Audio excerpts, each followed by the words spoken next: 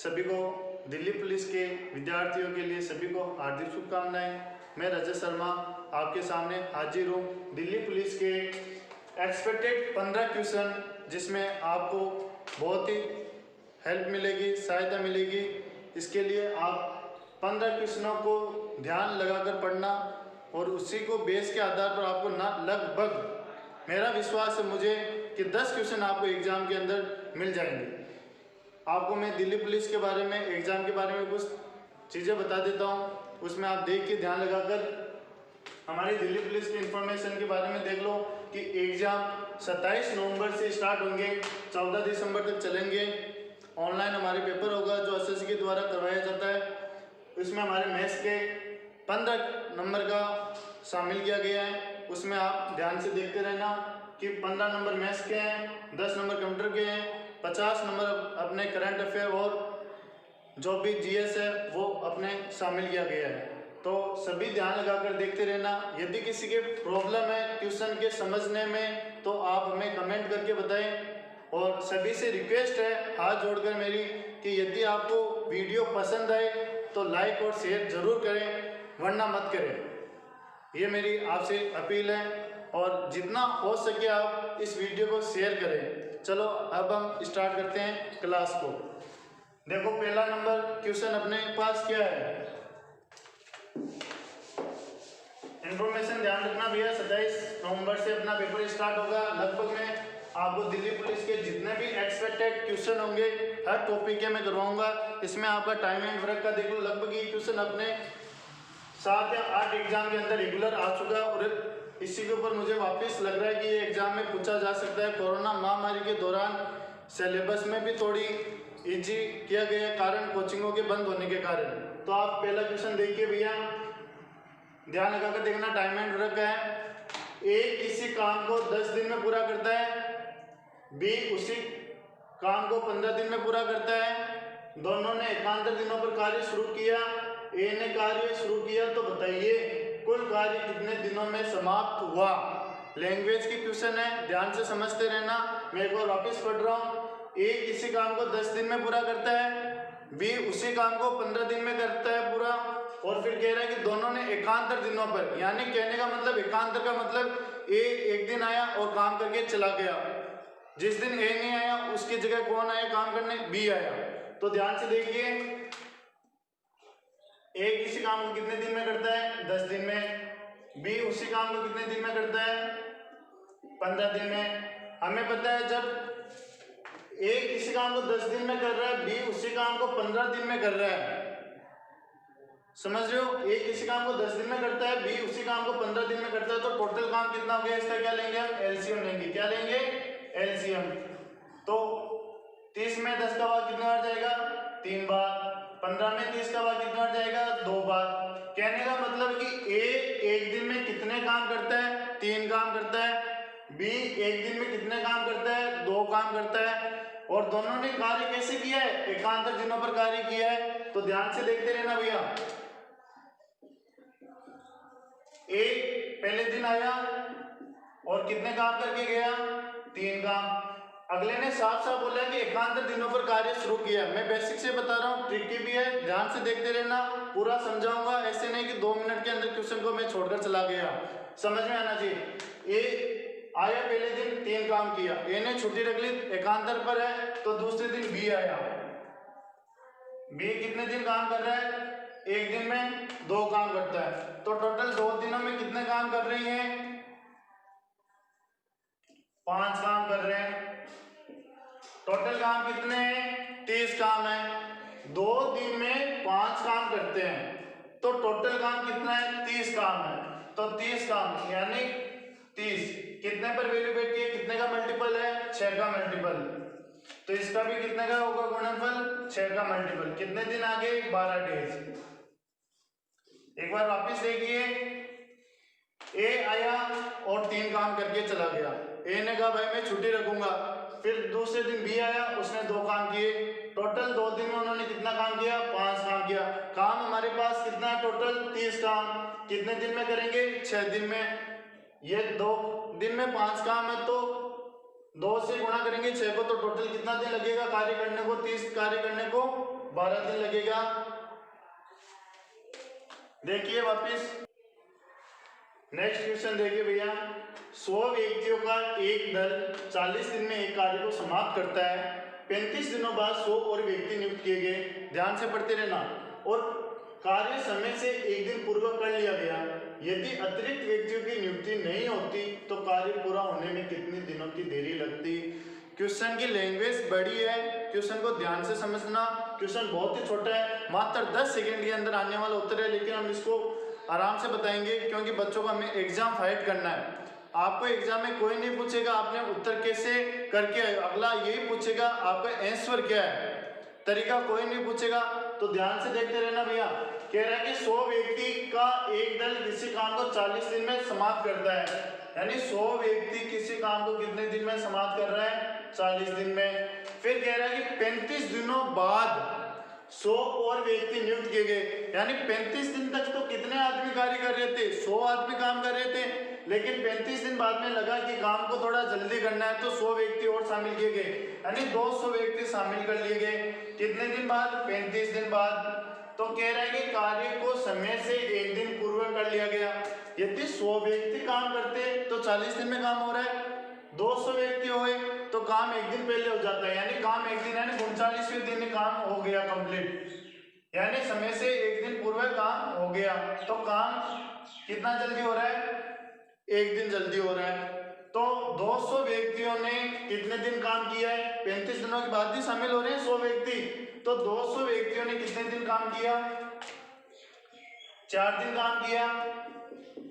फिर आगे क्या कह रहा है, यदि अतिरिक्त व्यक्तियों की नियुक्ति नहीं होती तो कार्य पूरा होने में कितने दिनों की देरी लगेगी। यदि कह रहा है क्वेश्चन कि यदि 100 व्यक्ति शामिल नहीं होते तो कार्य कितना देरी होता। तो ध्यान से देखना, 100 व्यक्ति किसी काम को 4 दिन में कर रहे हैं। फिर आगे बोल रहा है कि यदि नियुक्ति नहीं होती, 100 व्यक्ति रहते तो काम कितने दिन लेट होता। तो 100 व्यक्ति शामिल है, अन्य दिन मान रहे में, तो देखो ये कट गया, कितनी बार, 2 बार। फिर अन की वैल्यू कितनी आई, 8 दिन। अब पूछ रहा है कि कितनी देरी लगेगी यदि 100 व्यक्ति शामिल नहीं होते। यदि 100 व्यक्ति किसी काम को 40 दिन में कर रहे हैं, यदि शामिल नहीं होते तो 35 दिन में, तो 35 + 8 काम कितने दिन में समाप्त होता है यदि शामिल नहीं होता, 40 दिन में। तो 35 और 8 कितने हो गए, 43 - 40, तो कितने आए, 3 डेज। काम कितना होता लेट, 3 डेज लेट होता काम। एक बार वापस देखिए भैया, ध्यान से देखना। 100 व्यक्तियों का एक दल किसी काम को 40 दिन में समाप्त करता है। 35 दिन बाद 100 और व्यक्ति नियुक्त किए गए तो कार्य समय से एक दिन पूर्व कर लिया गया। यदि अतिरिक्त व्यक्तियों की नियुक्ति नहीं होती तो कार्य पूरा होने में कितने दिनों की देरी लगेगी। तो देखना, 100 व्यक्ति किसी काम को 40 दिन में कर रहे हैं, 35 दिन बाद 100 व्यक्ति और शामिल हुए, 200 व्यक्ति कितने दिन के, 35वें के दिन के बाद में शामिल हो रहे हैं, तो काम समय से एक दिन पहले हो गया, यानी कितने दिन, 40 दिन में हो रहा था तो काम कितने दिन पहले हो रहा है, 39वें दिन कंप्लीट हो रहा है, यानी 200 व्यक्तियों ने कितने दिन काम किया है, 4 दिन काम किया है। लेकिन शामिल नहीं होते, अगला खुद कह रहा है कि यदि शामिल नहीं होते तो काम कितना लेट होता, तो 100 व्यक्ति इंटू n, तो 100 से 200 दो बार कटा, 4 × 2 8, यानी n बराबर 8 दिन। लेकिन काम कितने दिन बाद शामिल हुए, 35 दिन बाद, तो 35 + 8 काम कितने दिन में टोटल कर रहे थे 100 व्यक्ति, 40 दिन में, तो 40 घटा देंगे तो 43 - 40 कितने दिन आ रहा है, 3 डेज। अगला क्वेश्चन देखिए सभी भाई, a + b किसी काम को 24 दिन में समाप्त करता है। वे दोनों एक साथ काम शुरू करते हैं तथा 20 दिन बाद a काम छोड़ देता है और काम 26 दिनों में पूरा हो जाता है। तो a उस काम को कितने समय में पूरा करेगा। देखिए भैया, जितने भी क्वेश्चन करा रहा हूँ दिल्ली पुलिस के एक्सपेक्टेड क्वेश्चन ध्यान से पढ़ना, मेरा पर विश्वास करना। यदि आप मुझे मानते हो तो ध्यान से देखो क्या कह रहा है कि a + b किसी काम को 24 दिन में समाप्त करता है। वे दोनों एक साथ काम शुरू किए और तथा 20 दिन बाद एक काम छोड़ देता है। इसमें आप ध्यान लगाकर इस लाइन को पढ़िए कि 20 दिन बाद एक काम छोड़ देता है। यदि उन दोनों ने ए और बी यदि दोनों 4 दिन काम करते साथ और 20 दिन के बाद तो काम समय पर ही होता 24 दिन में, लेकिन एक काम छोड़कर चला जाता है 20 दिन के बाद, तो काम कितने दिन में समाप्त हुआ? बी ने अकेले ने कितने दिन में किया? 26 दिन में। तो ध्यान से देखना, यदि ए और बी 4 दिन काम और करते, ए और बी यदि 4 दिन साथ में काम करते तो काम कितने दिन में समाप्त होता भैया? 24 दिन में। लेकिन बी काम ए काम छोड़कर चला गया कितने दिन के बाद? 20 दिन के बाद। 20 दिन के बाद बी ने कितने दिन काम किया है? 6 दिन और, क्योंकि काम कितने दिन में समाप्त हुआ है? 26 दिन में। यानी बी ने अकेले कितने दिन काम किया है? 6 दिन। तो देखिए ध्यान से भैया, अंदर गुणा करेंगे 4a plus 4b equal to 6b। ये बी 4 के उधर जाएगा तो किसका होगा? माइनस का होगा। तो 6b माइनस 4b कितना आया भैया? 2b। यहां पर ध्यान से देखना है कि खुद के पास में बैठी वैल्यू खुद की हमेशा नहीं होती है, वो हमेशा सामने वाले की वैल्यू होती है। तो यहां से देखिए a की वैल्यू कितनी है? 2 और b की वैल्यू कितनी है? 4, यानी a बटा b इक्वल टू क्या हो गया? 2 बटा 4। कैंसिल आउट करेंगे 2 से तो क्या आएगा? 1 बटा 2। यानी एक कितने काम करता है? a काम करता है 1 दिन में, b 1 दिन में कितने काम करता है? 2 काम करता है। इसी प्रकार टोटल काम कितने कर रहे हैं 1 दिन में? 3 काम। टोटल वर्क निकालना है हमें। टोटल वर्क क्या होता है? Day into work. तो डे कितने दिन काम कर रहे हैं? 24 दिन काम कर रहे हैं। टोटल काम कितने कर रहे हैं? 3 काम। तो टोटल वर्क कितना आ गया? 72। ध्यान से देखना, ए 1 दिन में a काम करता है, बी 1 दिन में 2 काम करता है। टोटल कितने काम कर रहा है 1 दिन में? 3 काम। टोटल कितने दिन काम हो रहा है? 24 दिन काम हो रहा है। तो 24 इंटू 3 कितना होगा? 72। आगे देखिए, आगे क्या पूछा है? पूछा गया है कि ए उस काम को कितने दिन में समाप्त करेगा। यानी ए 1 दिन में कितने काम कर रहा है? 1 काम। तो 72 काम कितने दिन में करेगा? 72 बटा 1। तो क्या होगा? 72 में 1 का भाग 1 बार, यानी ए को काम कितने में कितना दिन लगेगा? 72 दिन। वापिस देखिए, ए और बी किसी काम को 24 दिन में समाप्त करता है, वे दोनों एक साथ काम शुरू करते हैं। तो यदि ए और बी 4 दिन काम और करते तो काम कितने दिन में समाप्त हो जाता? अपने समय के ऊपर ही समाप्त हो जाता 24 दिन में। लेकिन ए 20 दिन बाद में काम छोड़कर चला गया, यानी 4 दिन यदि वो शेष काम करते रिमेनिंग वर्क तो काम अपने समय पर कंप्लीट हो जाता। लेकिन ए काम छोड़कर चला गया और बी ने अकेला काम किया, वो काम कितने दिन में किया? 26 दिन में। यानी 20 दिन के बाद में 26 दिन, कितने का अंतराल? 6 दिन का, यानी 6b। तो 4a plus 4b equal to 6b। 4a equal to 4b minus 4b, तो क्या आया? 4a equal to 2b। तो a अपॉन b क्या आया? 1/2। यानी a 1 दिन में 1 काम करता है, b 1 दिन में 2 काम करता है। टोटल 1 दिन में कितने काम कर रहा है? 3 काम। तो काम कितने दिन में हो रहा है? 24 दिन में। तो 24 इंटू 3 कितना हो गया टोटल वर्क? 72। तो ए उसी काम को कितने दिन में समाप्त करेगा? ए 1 दिन में 1 काम कर रहा है, यहाँ पर देखो ये 1 दिन में कितना काम कर रहा है? 1 काम। तो 72 बटा 1 क्या आया? 72। ये 72 डेज आगे, ये क्या है? आंसर है।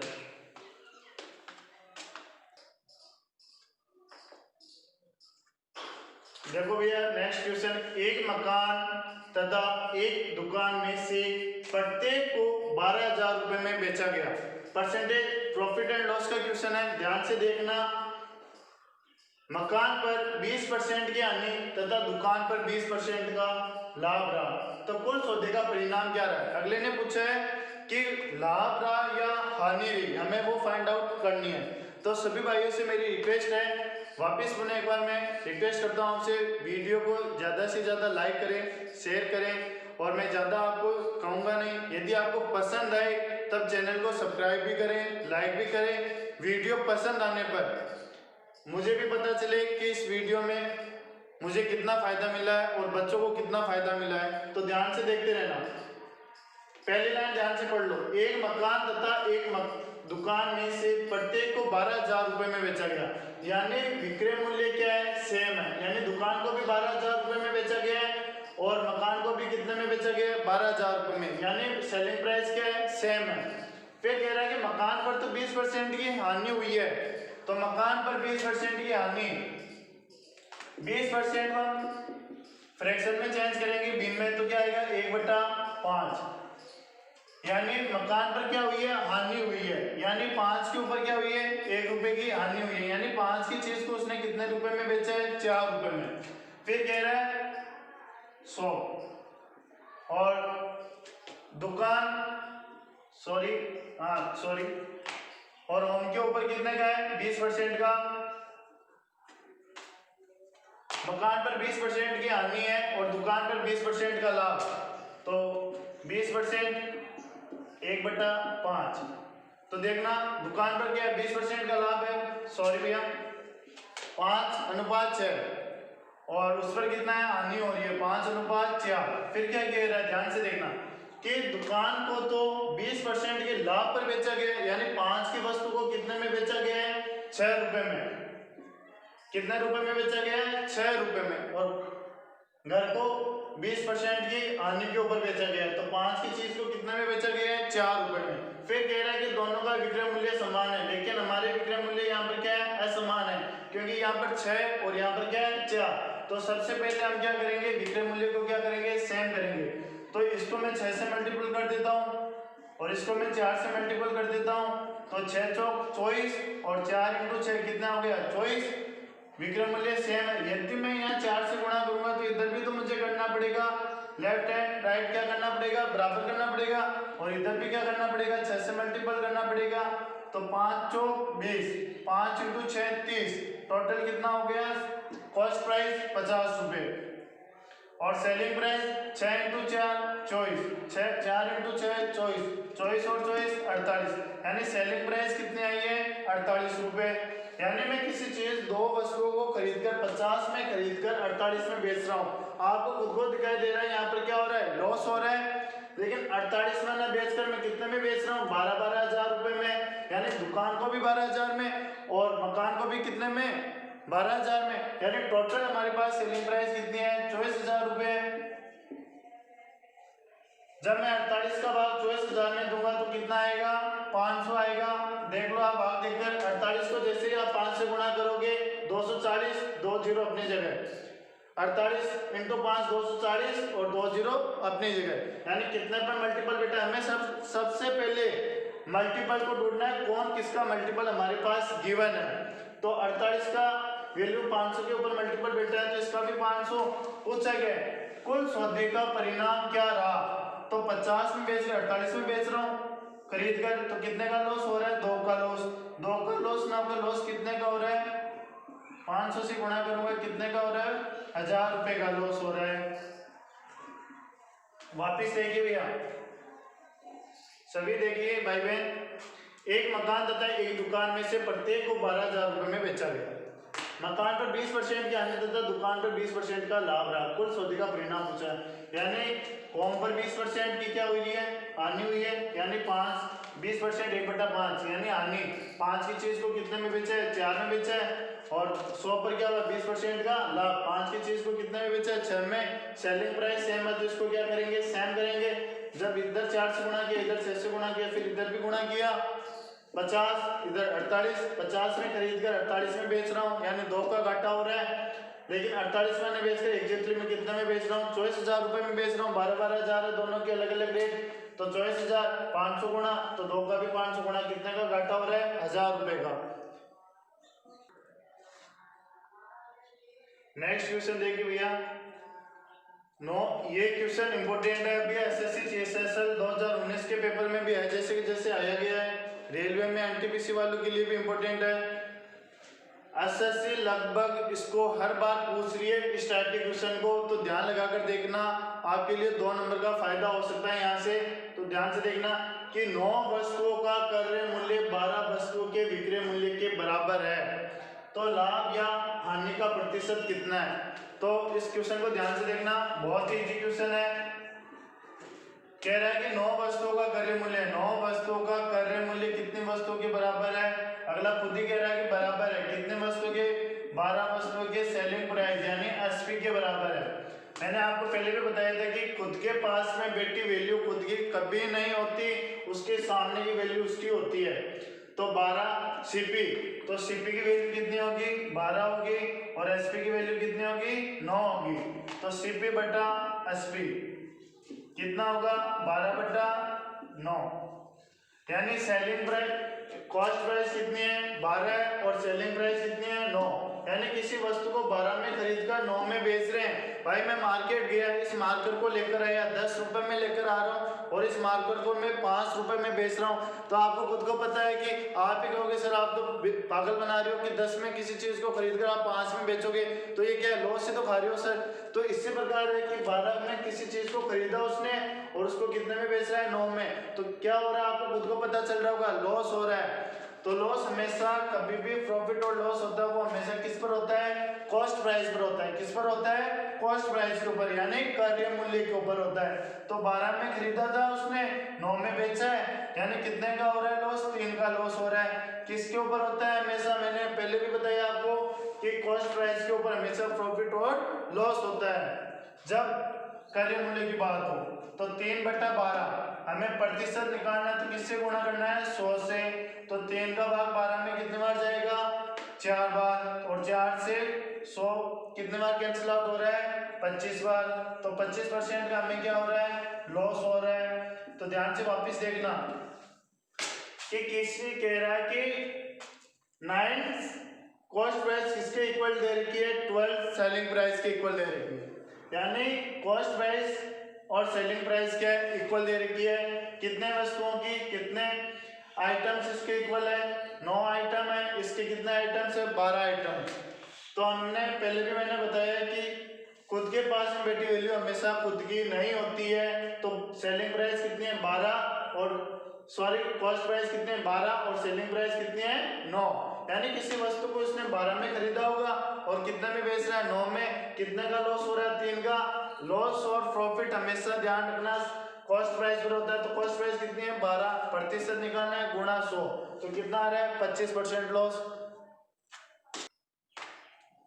अगला क्वेश्चन देखिए भैया, ये एग्जाम में लगभग क्वेश्चन हर बार पूछा जा रहा है। तो आप ये मत सोचना कि दिल्ली पुलिस का पेपर है तो हमें हमारा लेवल बहुत ही ज्यादा हाई लेवल का। कभी कभी एग्जाम के अंदर क्वेश्चन ऐसे भी डाल देते हैं जिसको हम इग्नोर कर देते हैं, सोचते हैं भाई ये तो सरल है, इस टाइप के क्वेश्चन एग्जामिनर नहीं पूछेगा। लेकिन एसएससी बोर्ड के द्वारा कभी किसी, जैसे कि अभी दिल्ली पुलिस में तो करंट अफेयर को हार्ड कर देगा तो मैथ्स को इजी कर देगा, यदि मैथ्स को हार्ड है तो साइंस को हार्ड कर देगा। तो इस क्वेश्चन को ध्यान से देखना। लगभग मैंने एनालाइज जितना किया उसमें सबसे ज्यादा एग्जाम में पूछा जा रहा है ये question. SSC, NTPC, state level, पटवार, जितने भी एग्जाम है उनके एग्जामों में आप पेपर पिछले प्रीवियस ईयर्स के पेपर उठाकर देख लो, लगभग एग्जाम में ये क्वेश्चन आपको छपा हुआ मिलेगा। ये मेरी आपकी गारंटी है, क्योंकि हम जितना भी आपके पास जो कंटेंट लेकर आए वो एकदम सारा का सारा मान लो कि क्रीम है, जो आपको एग्जाम में रामबाण साबित आपको कर सकता है। तो इसको आप ध्यान से देखना।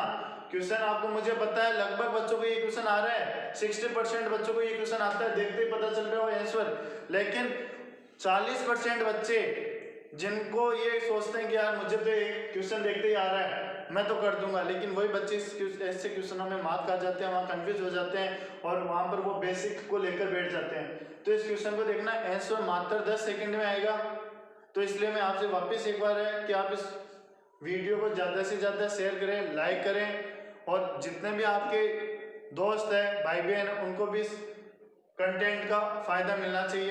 तो वापस देखिए क्वेश्चन के ऊपर आते हैं कि एक दुकानदार एक वस्तु को 12.5% लाभ पर बेचता है यदि वस्तु का विक्रय मूल्य, हमें क्या दे रखी है, सेलिंग प्राइस। सेलिंग प्राइस कितनी दे रखी है भैया, 630 रुपए दे रखी है, और कितने के परसेंट के प्रॉफिट के ऊपर बेच रहा है, 12%।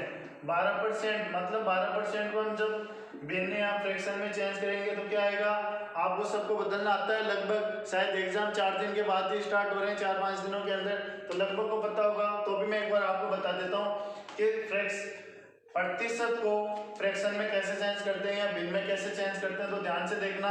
12 इंटू 2 कितना होगा 24, 24 और 1 25। लगभग हमने 8th क्लास में ये देखा है।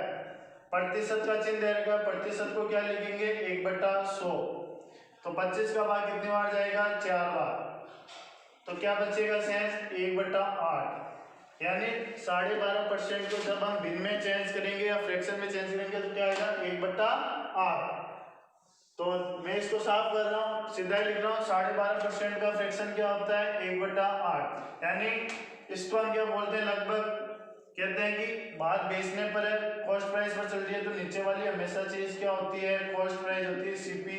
कितने का प्रॉफिट हो रहा है 1 रुपए का, यानी किसी 8 रुपए में खरीदा उस पर हमें प्रॉफिट कितने का हो रहा है 1 रुपए का। तो ये क्या है प्रॉफिट। किसी वस्तु को मैंने 8 में खरीदा, 12.5% के लाभ पर बेच रहा हूँ, कितने में बेच रहा हूँ 1 रुपए, यानी कितने में 9 रुपए का हुआ। मैं 8 में खरीद कर किसी वस्तु को कितने में बेच रहा हूँ 9 में। 9 में बेचकर मैंने कितने में बेचा एग्जैक्टली 630 रुपए में। कितने में बेचा है, एक मल्टीपल हमें मिल गया 630। कितने गुणा के ऊपर बैठा है 9 का भाग 630 में दो, कितना आएगा 7/963 और 0 अपनी जगह। यानी 9 का मल्टीपल कितने गुणा पर बैठा है 630 के साथ 70 के साथ। तो हमें पूछा क्या है कॉस्ट प्राइस यानी क्रय मूल्य।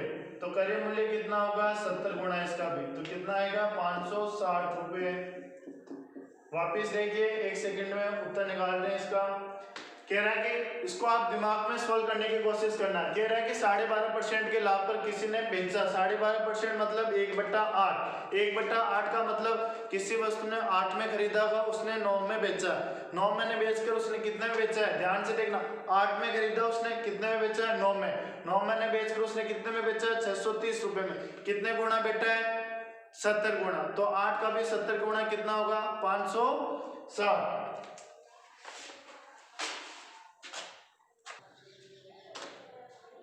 नेक्स्ट क्वेश्चन देखिए भैया, किसी वस्तु को 20% लाभ पर बेचा जाता है। यदि उसी वस्तु को 10% सस्ते पर खरीदे वह 15 रुपए कम में बेचे तथा 30% लाभ पर बेचे तो वस्तु का क्रय मूल्य बताइए। तो इस क्वेश्चन को ध्यान से देखना, ये बहुत सारे एग्जामों में है। जैसे आपको इस दिल्ली पुलिस के एग्जाम में आपको भी एग्जैक्ट क्वेश्चन मिल जाएगा। एसएससी एनटीपीसी में रेगुलर ही क्वेश्चन पूछा जा रहा है और इस क्वेश्चन के ऊपर सबसे ज्यादा अभी एसएससी सीसीएसएल में 3 बार 36 शिफ्टों के अंदर इसको 3 बार पूछा गया है इस क्वेश्चन को। तो ध्यान से देखना, किसी वस्तु को 20% लाभ पर बेचा जाता है, यानी 20% लाभ मतलब 100 क्यूब में खरीदा होगा और 20% लाभ यानी 120 के ऊपर बेचा होगा। फिर कह रहा है यदि वह 10% सस्ते पर खरीदे, यानी 100 में ना खरीद कर यदि वो 90 में खरीदे और 15 रुपए कम में बेचे, इस लाइन को भूल जाना। कह रहा है कि 90 में खरीदा उसी को यदि 30% लाभ पर बेचे, यानी 90 का 30%, साइड में देखना 90 का 30%, 30/100, 0 से 0 कैंसिल आउट, 0 से 0 यानी कितना है 9 3 27, यानी 90 में 27 जोड़ेंगे कितना आएगा 117। कितना आएगा 117। ध्यान से देखना, किसी वस्तु को 20% लाभ पर बेचा, फिर कह रहा है कि 10% सस्ता खरीदता, यानी 90 में खरीदता तो 30% का लाभ होता। 30% मतलब 117, यानी 120 में ना बेचकर 117 में कितने में कम में बेचा है 3 में कम में बेचा है। 3 में ना कम में बेचकर कितने रुपए कम में बेचा है 15 रुपए में कम में बेचा है। कितने गुणा पर मल्टीपल बेटा है 5 गुणा के ऊपर मल्टीपल बेटा है। मैंने आपको बार बार बोला है कि हमें सबसे पहले किससे भी चाहे परसेंटेज हो, सीआई हो, एसआई हो, एवरेज हो, प्रॉफिट एंड लॉस हो, टाइम एंड डिस्टेंस, हमें सबसे पहले हमें ये देखना है कि हमें किसका मल्टीपल मिल रहा है।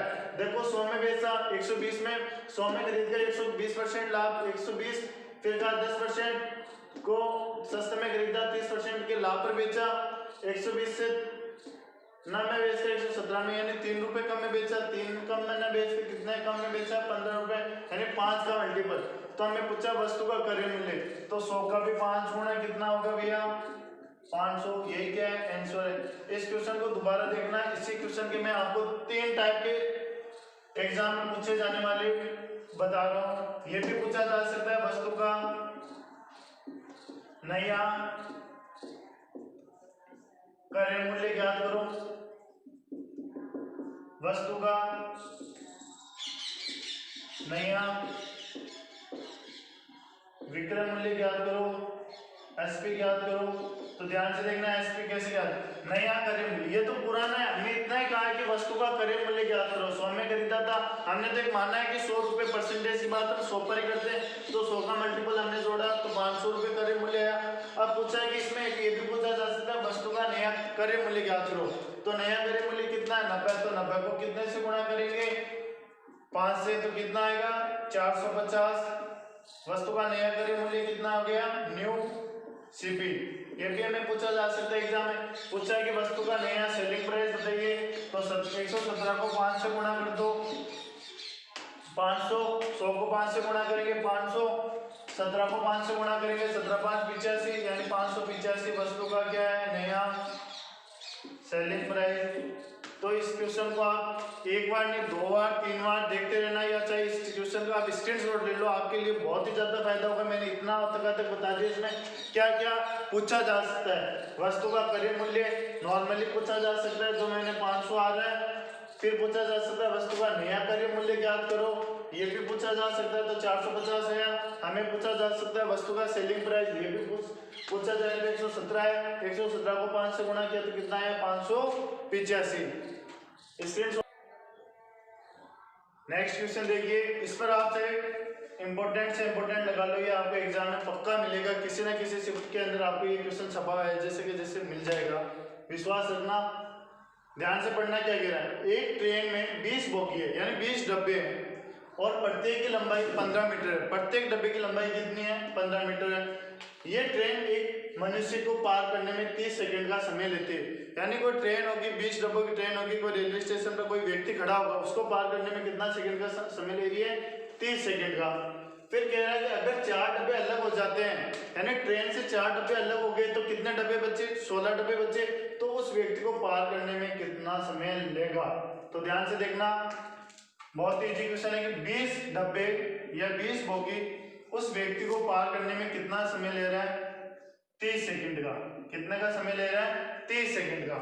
अगला खुद ही कह रहा है कि उस ट्रेन 20 बोगी की ट्रेन है, वो व्यक्ति को पार करने में कितना का समय ले रहा है 30 सेकंड का, यानी 30 का मल्टीपल कितना है, मल्टीपल हमने ढूंढ लिया, मतलब 1.5, यानी 3/2 को हम क्या लिख सकते हैं 1.5। फिर कह रहा है कि यदि 4 डब्बे अलग हो जाए, यानी कितने डब्बे शेष बचे 16 डब्बे, तो 16 डब्बे उस व्यक्ति को पार करने में कितना समय लेगा। तो 16 को भी 1.5 से गुणा करेंगे, कितना आएगा 16 को इधर साइड में गुणा कर लो 15 से, तो लगभग आएगा 24 आंसर, यानी 24 सेकंड का उसका समय लगेगा। अब इस क्वेश्चन को एक बार वापस ध्यान से देखना है कि क्वेश्चन में लिखा हुआ क्या क्या है कि 20 डब्बों की एक ट्रेन है, प्रत्येक की लंबाई 15 मीटर है, यानी 15 मीटर जो लंबाई दे रही है वो हमारे किसी काम में नहीं आ रही है। तो बच्चे कंफ्यूज हो जाते हैं कि इस मीटर को हमें कहाँ पर यूज लेना है, और वहां पर आप भ्रमित हो जाओगे। तो ध्यान से देखना कि ये ट्रेन है 20 डब्बों की एक ट्रेन है, वो किसी व्यक्ति को 30 सेकंड में पार कर रही है, यानी 1.5 गुणा हमने मल्टीपल ढूंढ लिया, कितने गुणा पर बेटा है 1.5, तो 4 डब्बे लोग हुए तो कितने डब्बे बचे 16 डब्बे बचे, तो 16 को हम 1.5 से गुणा करेंगे तो कितना आएगा 24। देख लो आप साइड में गुणा करके 16 5 80 और 16 एकम 16, तो क्या आएगा 0 8 6 14 8 लगी 1 और 2, यानी 240 पॉइंट कितने संख्या छोड़कर एक संख्या छोड़कर पॉइंट है, कितना आया आंसर 24 सेकंड। नेक्स्ट क्वेश्चन देखिए भैया, एक रेलगाड़ी 50 किलोमीटर प्रति घंटे की गति से स्टेशन ए से बी की ओर जाती है और 40 किलोमीटर प्रति घंटे की गति से स्टेशन बी से ए की ओर वापस आती है। तो पूछा कि पूरी यात्रा में रेलगाड़ी की औसत गति क्या है। जितने भी मैंने क्वेश्चन उठाए हैं एक्सपेक्टेड क्वेश्चन है, प्रीवियस ईयर्स के क्वेश्चन है, आप विश्वास करना कि आपको एग्जाम में सेम टू सेम क्वेश्चन मिलेगा। लगभग मुझे इतना विश्वास है कि संख्या चेंज हो सकती है, लगभग मेरा विश्वास की संख्या भी यही आएगी। और ये ध्यान रखना औसत गति का रेगुलर पूछा जा रहा है। आप सोचते हो टाइम एंड डिस्टेंस रेलवे से हमेशा इंपॉर्टेंट लेवल बहुत ज़्यादा हाई आता है, हमेशा लेवल लो आता है, लेकिन पढ़ने की जो लैंग्वेज होती है ना उसी के आधार पर ये क्वेश्चन पूरा होता है। तो क्वेश्चन की लैंग्वेज देखो क्या कह रहा है, कह रहा है कि ए से बी की ओर कोई ट्रेन है वो 50 किलोमीटर पर घंटे की दर से जा रही है, 50 किलोमीटर पर घंटे से जा रही है।